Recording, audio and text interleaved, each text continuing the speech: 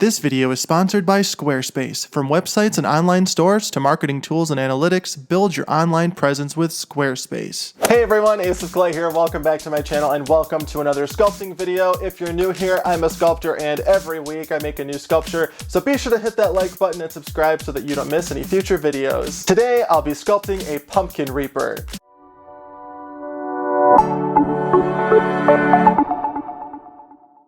So I was actually inspired by one of these Gemmy blow-up guys. This is actually called a pumpkin reaper. I saw this guy at Home Depot the other day and I thought he was pretty cool, and I thought, let's make a video where I turn this somewhat simple design into something a little more detailed and intricate. I really like how this thing turns out in the end, and I really hope you do too. I actually turned this into a somewhat mixed media piece by incorporating fabric, and you'll see how I do it later on in the video, but all in all, he comes out really cool and he is absolutely perfect for spooky season. So if all of that sounds good, then hit like, hit subscribe, check me out on Facebook, Instagram, and Twitter if you have not already. I am at Ace of Clay. I would love to see you there. If you want more content from me, then that's where to find me during the week. Now let's get started.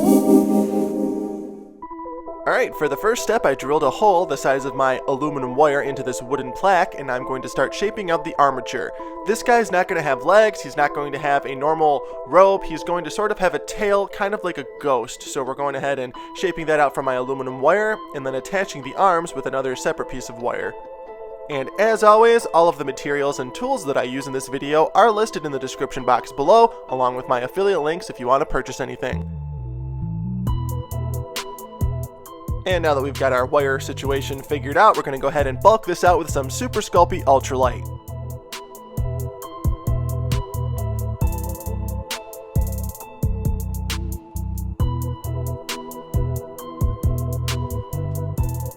Now I'm just going to poke in a skewer for the neck, and we're going to get this thing ready to bake.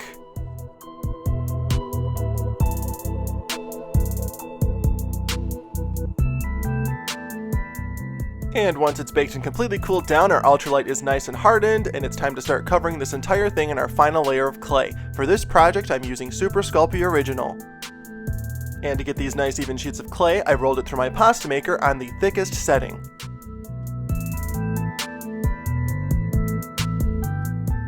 And once the entire thing is covered and relatively smooth, we're going to go ahead and start adding some details. Now this guy is going to have a robe on. It's just not going to be a normal shaped robe. It's going to be around his tail that he has. So we're just going to create some folds and wrinkles that are sort of swirling around him. And to create these, of course, I'm using some snakes of clay and blending the edges in with everything else.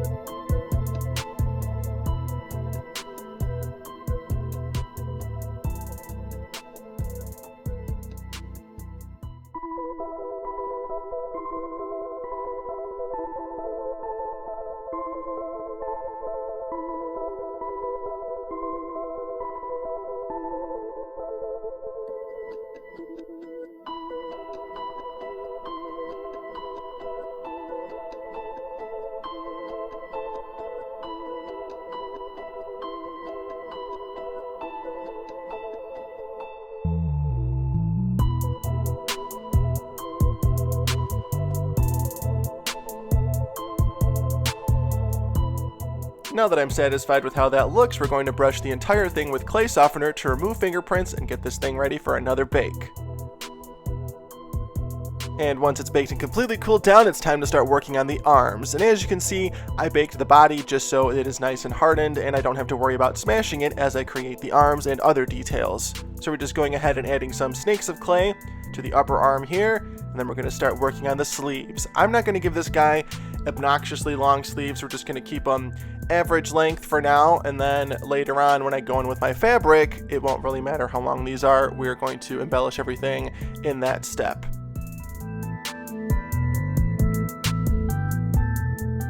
Now I'm going to go ahead and create some little wrinkles here and there at where the joints are on this guy's arms, and I'm just making little snakes of clay and blending those in, adding some to the inner arm here, and then we're not going to go too crazy with the wrinkles on the sleeves just because I really don't think it's necessary. Sometimes you really can overdo the folds and wrinkles if you add too many, so we're just going to take it easy on this guy.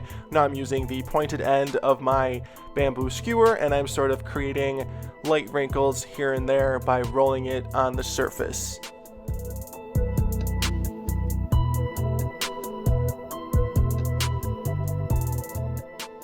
Now before I go any further, I'm going to make the hands. I created this sort of palm-shaped piece of clay right here, and I'm poking the fingers into it. These fingers are made from 12 gauge aluminum wire. I just cut them to size and I'm poking them into the clay. I'm then going to pre-bake this so that it's easy to add my clay to the fingers later on.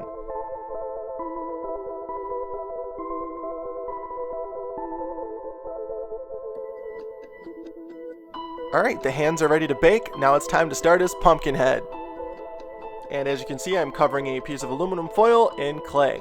I just balled up the foil to the shape that I like, and we're putting a decent sized layer of clay over that, and then of course inserting a skewer so the head is easy to attach to the neck once I'm done sculpting it, and I can also hold on to this while I'm sculpting. So we're just smoothing out the surface here, and then we're going to start the eye sockets with my large ball stylus. And I'm going to be heavily inspired by the face on the original Gemmy blow up, so we're just going to try to copy this as close as possible, but still sort of give it my own spin.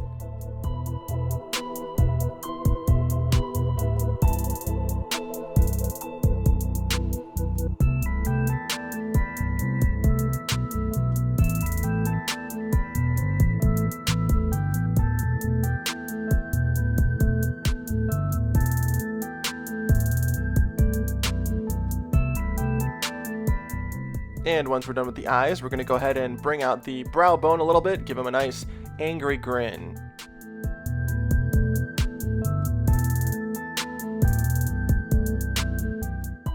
And we're going to blend those brows in with my rubber shaper tool.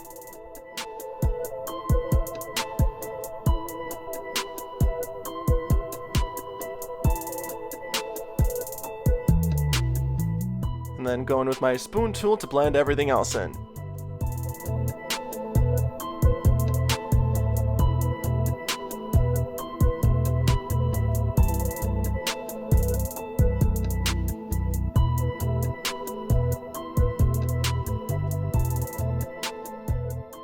Now with my Explorer tool, I'm going to go ahead and define the frown lines right there.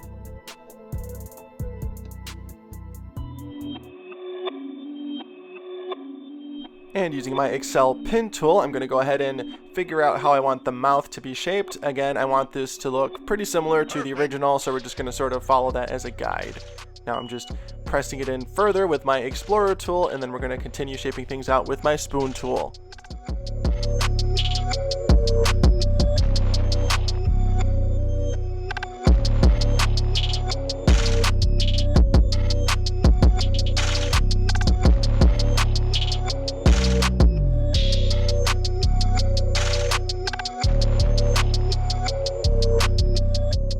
And once the face is looking pretty good, we're going to go ahead and add the stem.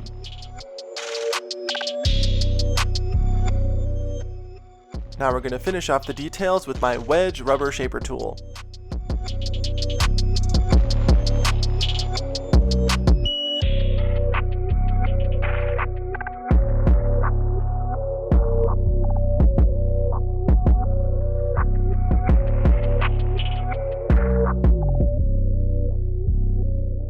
There we go, not bad.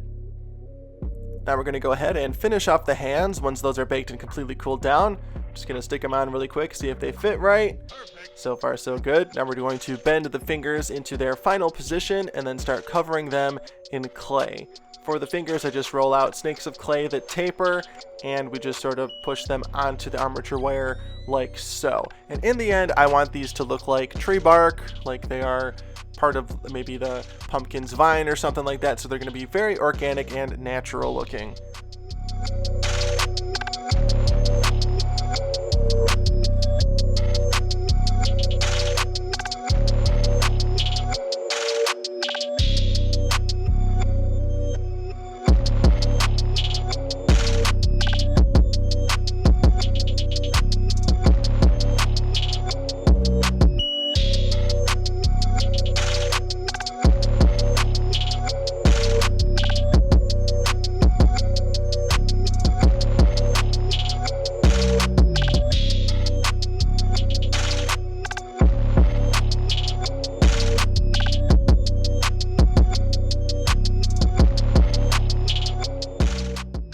once we're done with all the details on the hand, we are going to attach them with some bacon bond. And we're going to do the same thing for the other hand once that's done.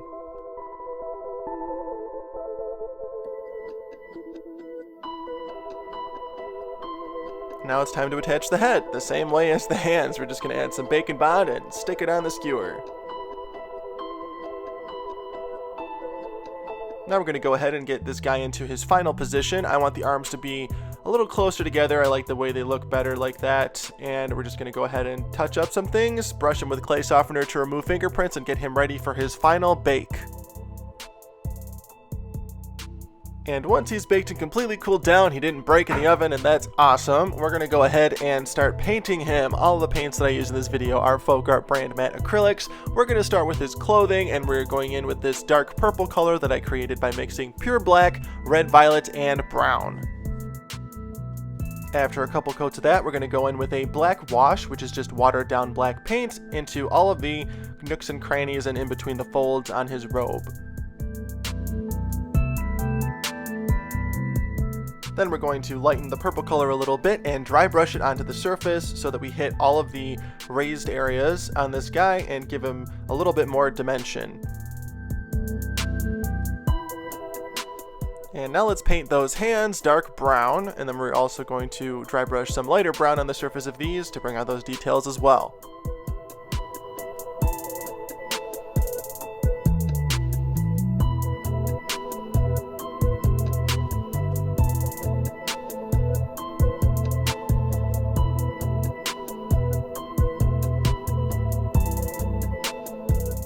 Now it's time for his head. To create this nice brown color, I mixed brown and the color glazed carrots. We're just going to give this a nice even base coat and then go from there.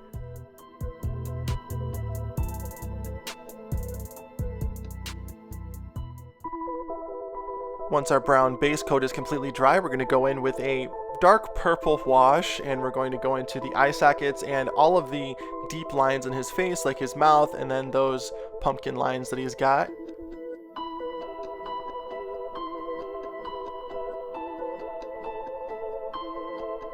And then after lightening up my brownish orange color, we're just going to dab that on the surface and bring his face to a nice dull pumpkin orange color. And of course, you guys know I love my desaturated tones in all of my sculptures, so this one is no exception. I don't want him to look like you can buy him at Rite Aid. I want him to look like a creepy, sort of Nightmare Before Christmassy collectible. And of course, nothing against the stuff you can buy at Rite Aid, it's just not the look I'm going for. Now I'm going to go in and paint the eyes this nice sort of neon green color, and the coverage on this paint was absolutely incredible, especially for a yellow tone like this. This is also Folk Art paint. It is the color Citrus Green, but it is from the multi-surface paint line, and it is in satin, so it's not matte like I normally use. It is the satin kind, but I mean, for the eyes, totally fine. The coverage is amazing. I'll show you the bottle in a second. Yeah, here it is. Absolutely amazing. Take note. Now we gotta paint the base black, and then of course his little stem that I almost forgot.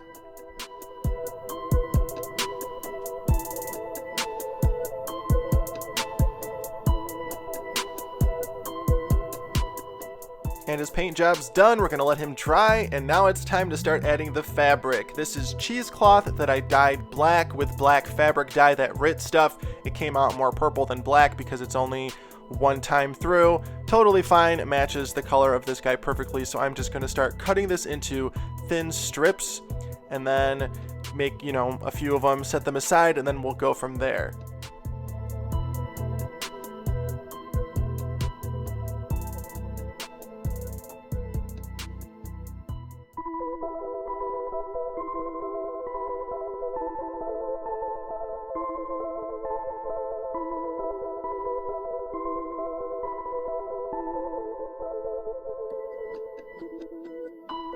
Now instead of just gluing the fabric to this guy as is, we're going to go ahead and harden the fabric with some Mod Podge.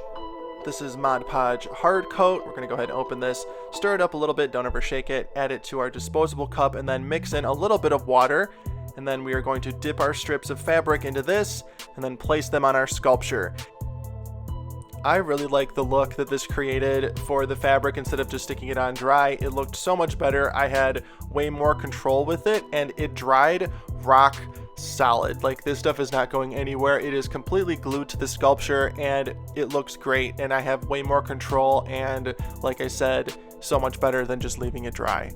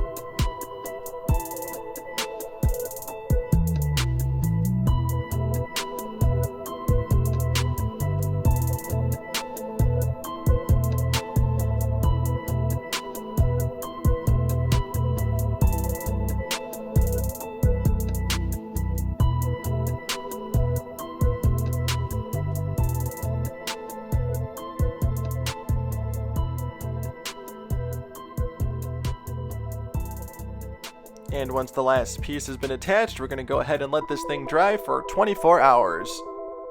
And he's done! The Pumpkin Reaper is complete. Let me know what you think of this guy in the comments, and then if you use any of my tips and techniques in this video on your own projects, share them to Facebook, Instagram, and Twitter, and tag me at Ace of Clay or hashtag Ace of Clay so I can check them out.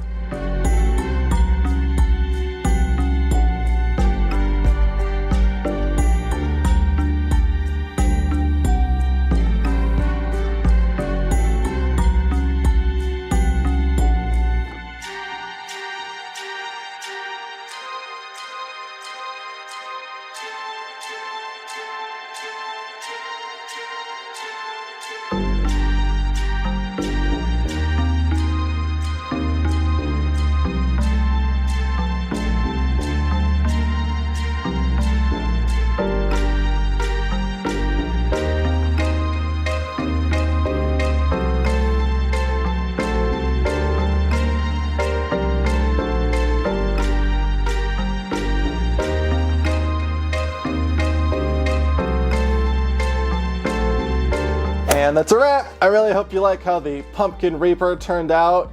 I'm not gonna lie, I was really skeptical when I was making this guy. I thought he was boring. I thought, like, what can I do to make him more interesting? And honestly, that creepy cloth was the ticket. It's not completely dry yet, so I don't want to touch it too much, but I really think that it added that extra something that he desperately needed. So let me know what you think in the comments. And then before we close out, let's talk a little bit about our sponsor, Squarespace. Whether you're just getting started or you're an established brand, the Squarespace commerce platform supports the way you do business. Whether you're looking to sell products directly or even bill for your services, they've got you covered. For me personally, I love Squarespace for their portfolio. I am constantly updating my website with new photos of my work, and I love how customizable the galleries are. And I also want to mention their amazing email support team that is available 24 hours a day, 7 days a week. They're an actual team in an office, and they will typically respond to your questions within an hour. So if all of this sounds good to you and you're ready to take the leap and make a website, then head on over to squarespace.com/aceofclay to save 10% on your first purchase, because who doesn't love saving money, especially on a really cool website. And as always, thank you so much for watching and being here. Be sure to like, comment, and subscribe,